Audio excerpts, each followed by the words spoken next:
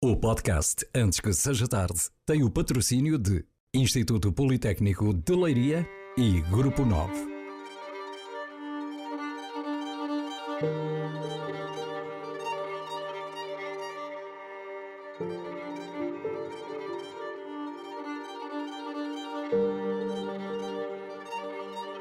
Antes que seja tarde, mais um episódio. Estamos com André Barros. Nasceu 10 anos depois do 25 de Abril. A sua grande revolução, a revolução que viveu, seria mais tarde, seria quando, no fim da adolescência, descobriu uma vocação para a música. Bem-vindo, André Barros. É um gosto grande ter-te aqui. Afinal, foste tu o responsável pelo genérico deste podcast, e essa é uma das tuas artes, que é conseguires, através da música, claramente estabelecer uma relação perfeita com outras mensagens. Penso que tem sido muito esse o trabalho que tens feito, que tens realizado, mas gostávamos naturalmente de conhecer melhor como é que foi todo este percurso. André Barros é um marinhense, não é verdade? Sim. Antes de mais, obrigadíssimo pelo elogio e pelo convite. Sim, eu nasci na Marinha Grande, sim. 10 anos depois do 25 de Abril. E na Marinha Grande, nós hoje, quando olhamos para a Marinha Grande, verificamos que estamos num concelho relativamente pequeno, mas que é povoado por muitos lugares. E eu perguntava-te, és mesmo da Marinha Grande ou de um dos lugares da Marinha Grande? E a Marinha Grande está povoada por inúmeros lugares, Comeira, Picassinos, Embra. O André Barros, qual é a sua terra mesmo natal? Então, é um pouco difícil escolher uma, porque eu andei assim a deambular um bocadinho pela cidade durante toda a minha infância, mas eu diria que grande parte da minha infância foi passada em Picassinos. Morava em Picassinos. Picassinos, que hoje, enfim, além de uma zona urbana de excelência, há também um polo industrial muito importante. E como é que foi esse percurso a seguir, quando estavas a terminar o liceu? Quais foram as primeiras opções profissionais, os primeiros sonhos de continuar depois da escola? Então, honestamente, eu nunca pensei assim muito no meu futuro. Tinha sempre aquele sonho, como comentávamos ainda há pouco, assim, um pouco clichê de querer ser astronauta e de alguma forma estar nesse universo que me fascinava tanto. E então, o que eu sinto que aconteceu foi que ali no período secundário eu tomei a decisão de depois terminar o secundário e ir para a Força Aérea. Então, candidatei-me para a Força Aérea. Era o primeiro passo para ser astronauta. Exatamente. Eu sempre imaginei que a NASA estaria demasiado longe, mas se calhar a ESA, que era a Estação Espacial Europeia, na altura já se falava muito e na possibilidade de cidadãos da Europa conseguirem lá estar. E então se calhar foi isso que me puxou um bocadinho. Tudo isto era assim muito estranho na altura, mas pensei que podia ser um desafio interessante. E então candidatei-me à Força Aérea, entrei. Depois do secundário? Depois do secundário. Que foi feito na Marinha Grande? Que foi feito na Marinha Grande, exatamente. Calazans Duarte, se calhar. Exatamente. Um período que eu adorei, muito positivo, com muitas experiências positivas. E assim também foi depois a entrada na Força Aérea com os meus ainda 17 anos. Mas lá só estive meio ano, fiz a recruta, que na altura durou 2 meses. Mas como não entrei logo no início do ano para o curso de piloto aviador, que no fundo era isso que me tinha trazido para a Força Aérea, entrei sim para a Engenharia de Aeródromos, que é o equivalente à engenharia civil no mundo civil, mas como o primeiro ano era comum... Que faz a planificação, o planeamento das obras, de todo o ecossistema das infraestruturas, é isso? Exatamente. E eu pensei, bem, se eu não conseguir depois transitar no segundo ano para o curso de piloto aviador, se calhar vou mesmo sair da Força Aérea. E a verdade é que depois nem cheguei a este ponto, ou seja, acabei mesmo por sair a meio. E pronto, ainda hoje em dia, quer dizer, eu estive lá... Eu penso que foi menos de 6 meses, talvez uns 5 meses na Força Aérea, mas os laços são tão fortes com que aqueles que criamos depois com... Ainda sonhas ser astronauta? Não é isso, não é. Não é por aí, mas as amizades que se fizeram ali foram absolutamente incríveis. Ainda hoje mantenho o contacto com 42 pessoas, que eram os colegas de curso. Os meus colegas de curso, que são os tornados. E, portanto, o voo seguinte foi no direito?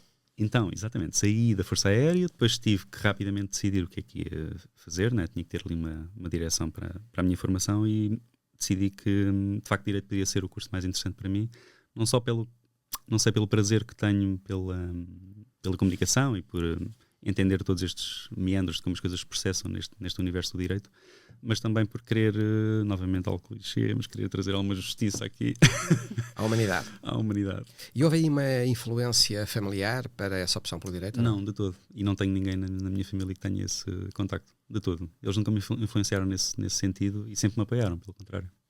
Em Tu todas fazes o estas teu transições. percurso de estudante, de bom estudante de direito? Sim, felizmente correu tudo bem. Estive na Faculdade de Direito da Universidade de Lisboa. E depois, terminado o curso, foram 5 anos de curso. Na altura ainda não tínhamos a questão do mestrado a seguir. E, portanto, terminei o curso e ainda trabalhei como jurista, porque é aquilo que se é quando se termina um curso de Direito e sem se fazer o curso, O estágio. exame, exato, o estágio e o exame à ordem.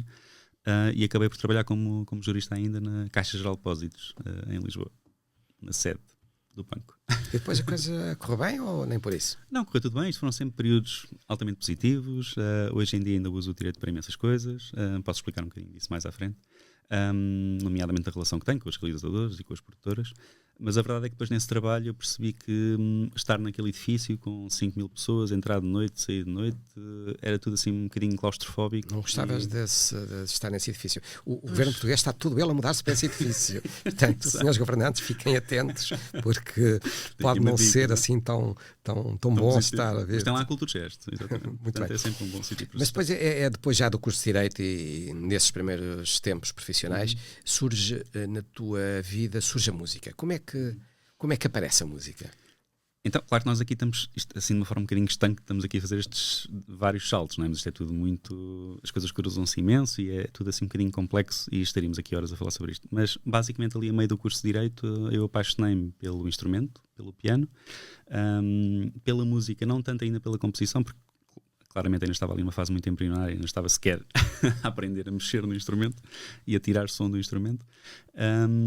Mas isso aconteceu porque assim muito, muito rapidamente, porque eu tinha uma amiga na altura com quem privava imenso, assim, no nosso grupo de amigos, e íamos muitas vezes para a casa dela e ela tinha um piano de cauda, assim muito antigo lá na sala, e por vezes eu sentava-me lá ao piano e começava assim a tocar. Depois tentei reproduzir uma banda sonora que eu gostava muito na altura, que é do Ian Tiersen, que toda a gente conhece, do filme da Amélie Poulain.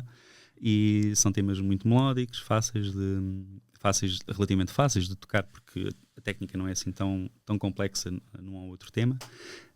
Nomeadamente este que eu comecei a tocar, que se diz, eu não sou nada bom em francês, Comptine d'une autre été, penso que é assim. Très bien.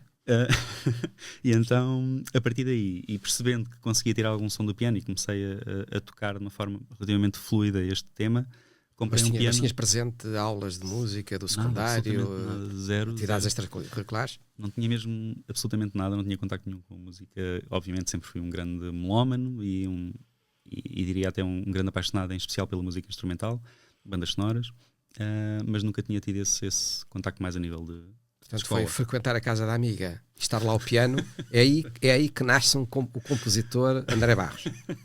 É um bocadinho isso. Eu sei que isto parece assim muito estranho, mas a verdade é que muitas pessoas às vezes não sabem, mas há imensos músicos da nossa praça, não é? Que são autodidatas também. Obviamente depois alguns acabam por ter estudos mais tarde, mas há realmente imensas pessoas que aprendem música dessa forma. E isto há aqui uma série de justificações para isto, e como disse, eu estou a simplificar muita coisa, mas de facto isso foi assim um embrião. Mas a verdade é que o que eu senti com o direito é que eu sempre fui uma pessoa que estudou muito, que lia muito e que era um bocadinho obcecado com tudo aquilo que fosse organizado e matemático e escrito, digamos, e a música permitiu-me estar aliado a tudo isso, ou seja, é completamente o oposto. Consigo ser livre e criar e produzir algo. Portanto, depois do direito, e o direito olha muito para si próprio como o alfa e o ômega em que a sociedade se evolui, em que se relaciona, não é? Passaste a eleger o alfa e o ômega da tua vida com as teclas do piano. E aí nasce o compositor André Barros. Ainda tens uma formação artística também que A nível de produção musical. que a nave acaba por ajudar. Como é que foi essa formação? Sim, portanto, depois quando saí da Caixa de Depósitos, aí já estava assim um bocadinho convencido que isto poderia realmente ter algum futuro e não sabia bem como, mas andava muito empenhado nisso e tinha esse desejo. E então acabei por tirar um curso de 2 anos que é um curso de produção musical, na ETIC, Escola Técnica de Imagem e Comunicação, no Cais de Sodré, em Lisboa. E esse curso permitiu-me, no fundo, ganhar as ferramentas necessárias para conseguir autoproduzir os meus trabalhos. E então, a partir daí, consegui não apenas estar sentado a um piano e começar a compor algo, mas também passá-lo para papel, para o digital, para comunicar com os músicos, para depois trazê-los e gravá-los, misturar, ter ainda assim, umas breves luzes do que é também o processo de masterização e para poder fechar esse ciclo da pós-produção, obviamente tudo assim muito também numa fase inicial, e também me deu contactos, imenso networking, portanto foram 2 anos muito positivos e que culminaram, isto foi sim também fundamental para mim, com um curso no âmbito da DaVinci, culminaram com um estágio profissional no estúdio do Sigur Rós, que é uma banda de post-rock muito famosa na Islândia, e estive lá 3 meses no verão de 2012. E aí assumes-te claramente como é isto que eu quero fazer, a minha vida profissional vai ser por aqui. Não, e já estava completamente apaixonado, já não conseguia, acho que já não ia ser muito difícil voltar atrás. Obviamente depois também pesa aqui também essa comunicação que falavas há pouco com a família e de perceber que se teria apoio neste sentido ou não, porque foi tudo muito estranho, não é? Quer dizer, sair de direito para a música sem sequer ter a formação para isso foi realmente muito estranho, mas sempre tive esse apoio, felizmente. E ainda hoje mantens essa característica própria de ser um autodidata e de se afirmar como um autodidata que está permanentemente a estudar a forma que lhe permite exprimir-se. Não lês uma pauta, mas sabes a lição toda, não é? Exatamente. Também, como dizia há pouco, isto é sempre um bocadinho constrangedor falar sobre isto, porque obviamente tenho músicos a escutarem-me e podem por vezes olhar assim um bocadinho de lado para esta forma de estar nas coisas, mas a verdade é que é isto, é precisamente isto, é a vontade de querer fazer algo que eu sei que me dá paixão, conseguir materializá-lo, felizmente já tenho essas ferramentas hoje em dia, comunicá-lo com as pessoas, saber de alguma forma estou a tocar nas pessoas com a minha música, mas fazê-lo num processo que para mim é saudável e é positivo, que é precisamente aquele que me afastou, diria, do direito no início, que é o da racionalização, ou seja, eu estou neste universo do empírico, do intuitivo, e é isso que me apaixona na música, e porquê fazê-lo de forma diferente quando posso ser 100% feliz desta forma. O teu nome está associado a grandes sucessos do cinema, da televisão, da publicidade. Queres-nos falar um bocadinho dessas vertentes em que trabalhas? Têm especificidades comuns? Têm relacionamentos e exigências muito próprias?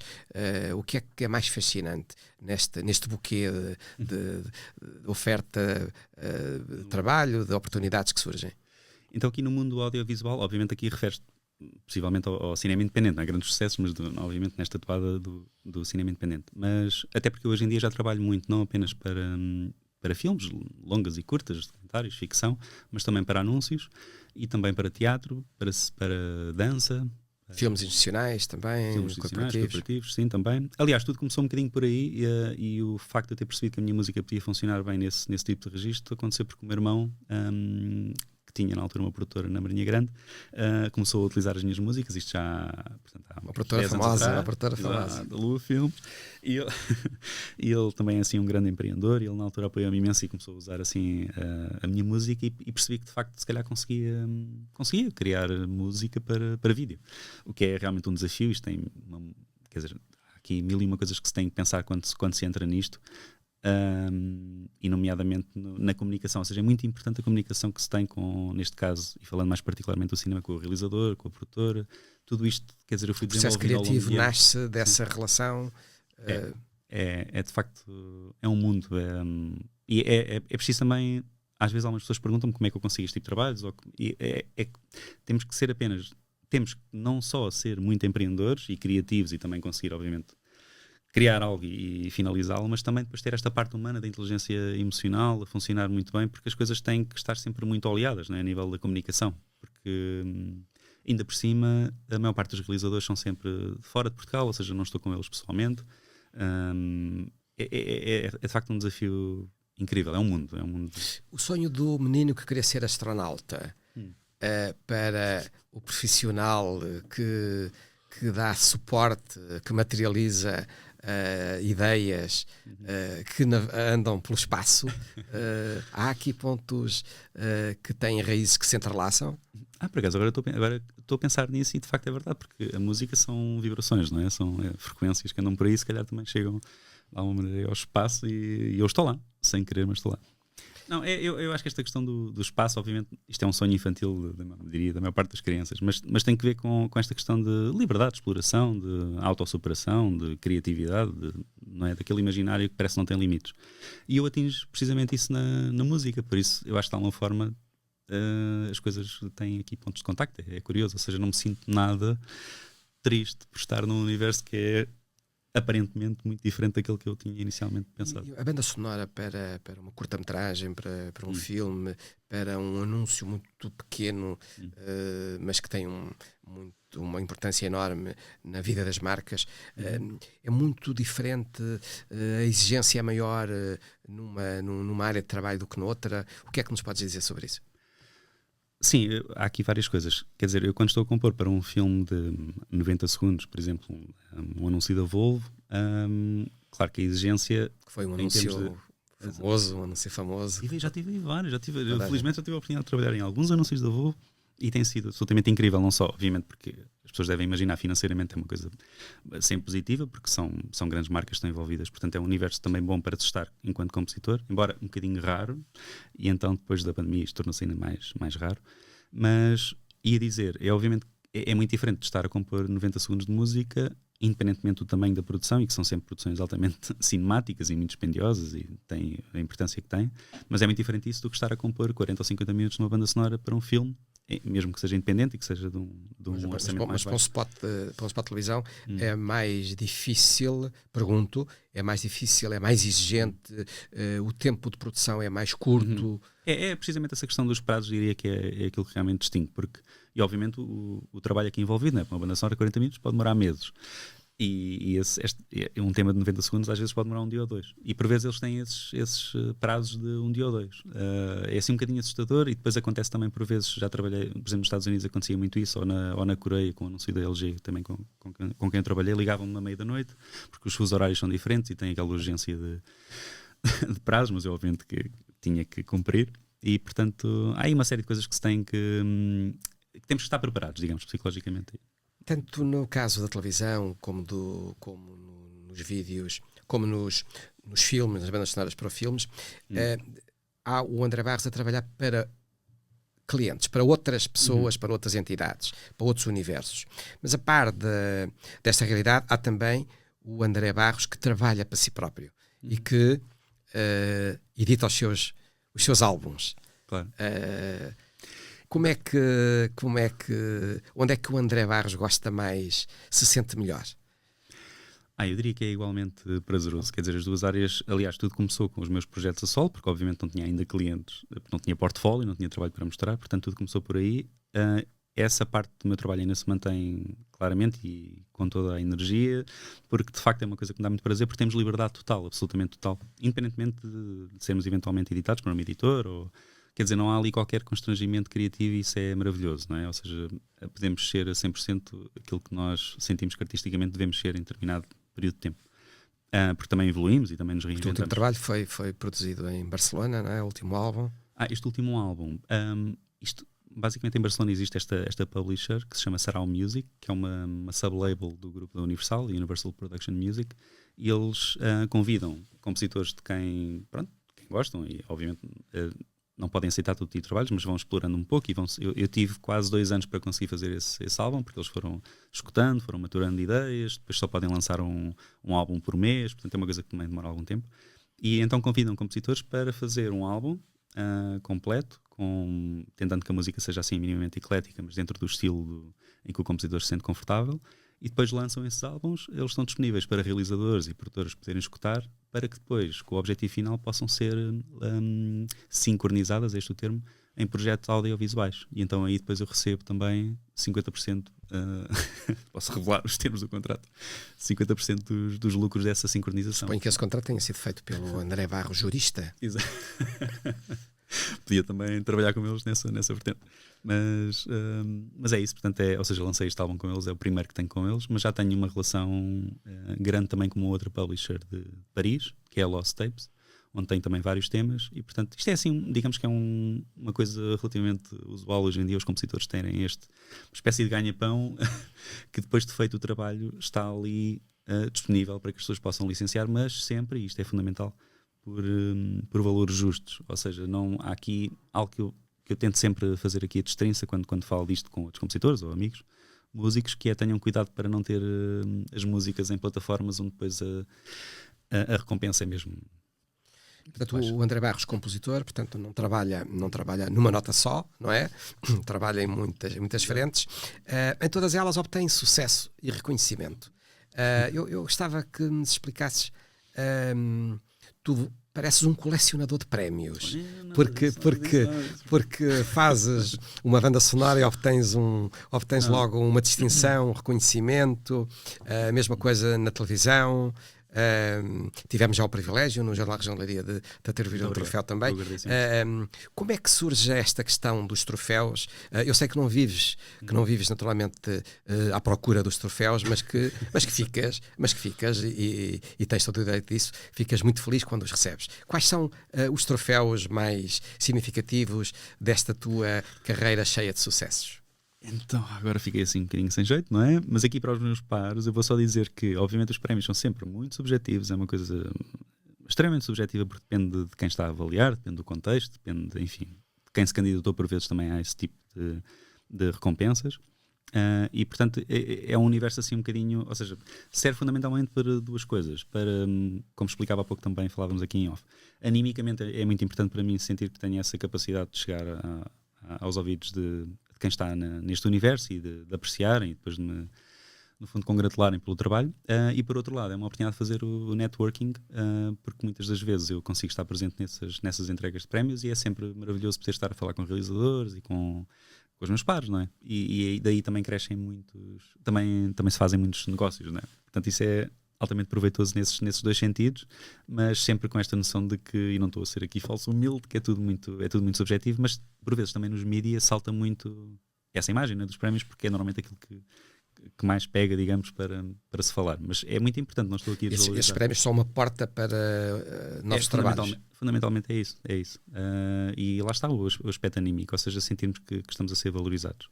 Mas é isso. Mas Francisco estava dos prémios, dos prémios mais relevantes. Eu diria que têm sido estas nomeações que eu tenho tido e que por acaso nem resultaram em prémio, porque eu penso que fiquei só pelas nomeações, mas em Los Angeles, em Hollywood mesmo, chama-se Hollywood Media and Music and Media Awards, é assim que se chama.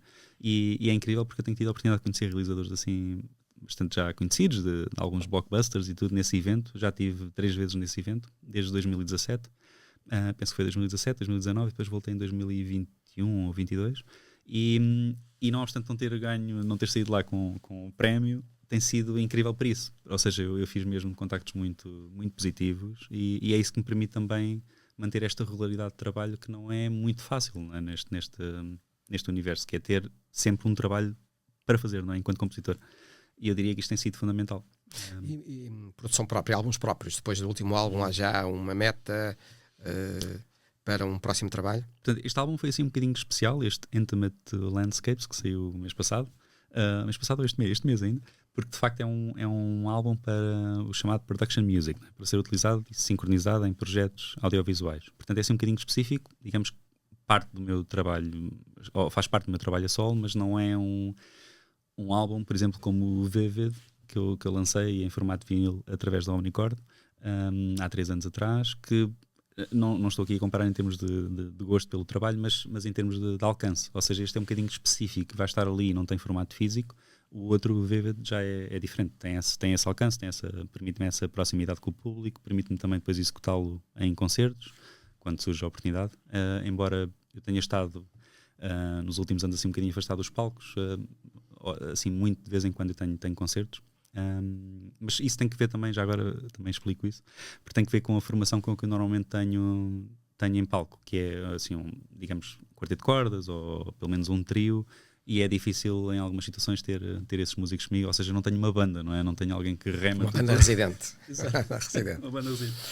Por falar em bandas residentes e enfim em outros músicos, eu gostava, o nosso tempo está a terminar, mas gostava de de conhecer a tua opinião sobre a inteligência artificial. Os compositores estão-se a confrontar com uma concorrência desleal da inteligência artificial ou não, ou a inteligência artificial surge como parceira dos próprios compositores?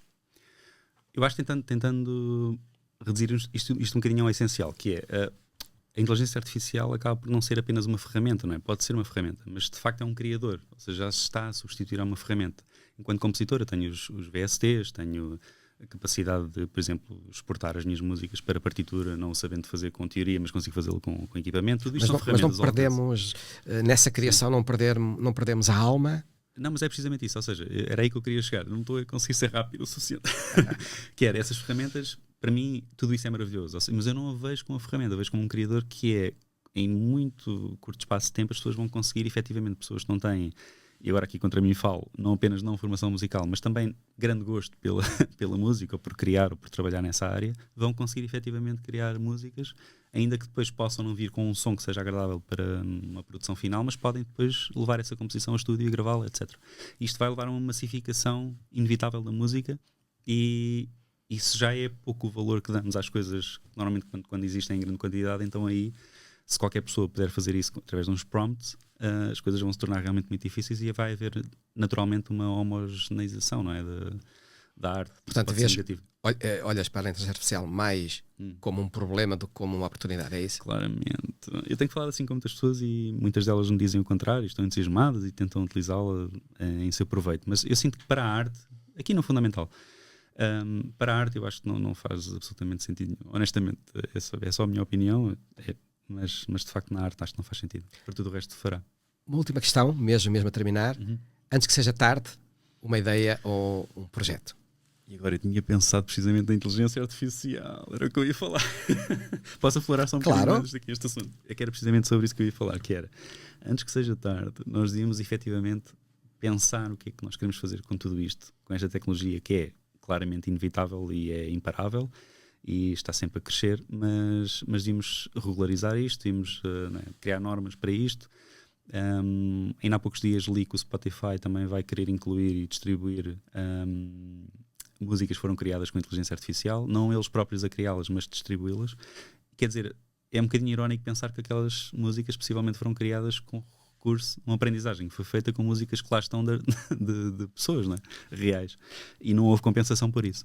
Ou seja, eu acho que é mesmo urgente, antes que seja tarde, criarmos normas para isto e pensarmos que realmente queremos tirar esta peça fundamental daquilo que nós somos enquanto humanos, que é o gozo pela criação, não é? E dá-la a uma máquina. Acho que não faz sentido nenhum. É isso. Obrigado, André. Obrigado. Obrigadíssimo.